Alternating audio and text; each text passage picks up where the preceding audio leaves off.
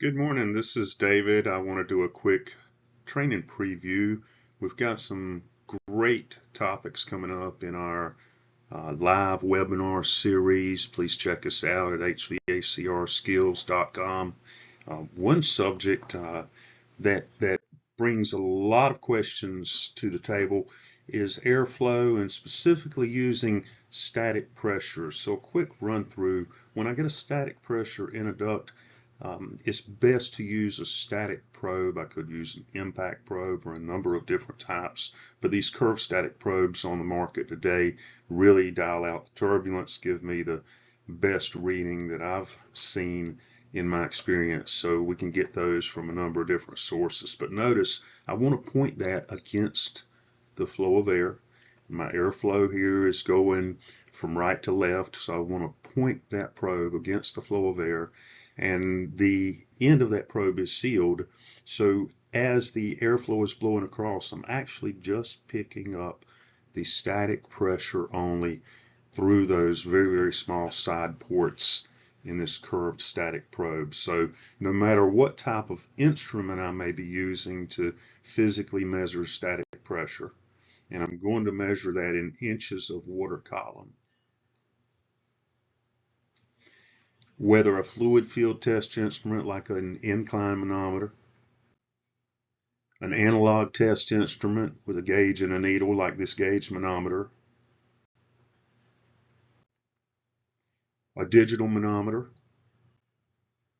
or now very popular wireless test instruments where I have a wireless manometer probe that is communicating that information to a phone or iPad app.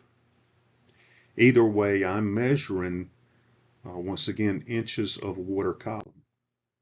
Now, let's put a number on this measurement here in the duct. If I'm in the supply side, I'm getting my supplier static pressure, and we'll just say that right now that's 0.27. So any one of these instruments that you connected to that curved static probe would give me this 0.27 supplier static pressure. This gives me an indication of the resistance that that airflow is seeing in that supply duct.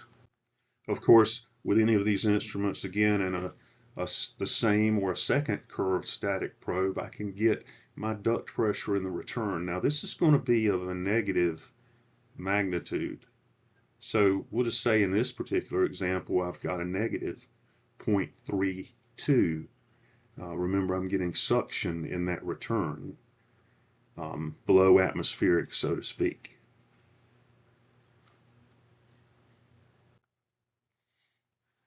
So now that I have a supplier static pressure and a returner static pressure, I can compare the two to get my external static pressure for this system.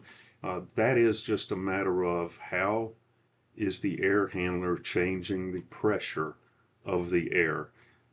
What difference does the air handler make? So difference gives us a subtraction problem.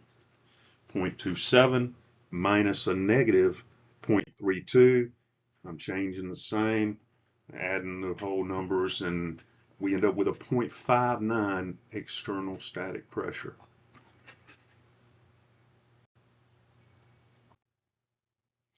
I can get additional pressure readings on either side of what I would call an air side device. Now, when I compare the pressures across an air handler or a furnace, I should say a blower bearing unit, then that result is going to be external static pressure. When I look at the difference of a device such as an air cleaner or a cooling coil, this is what I'm going to describe as a pressure drop.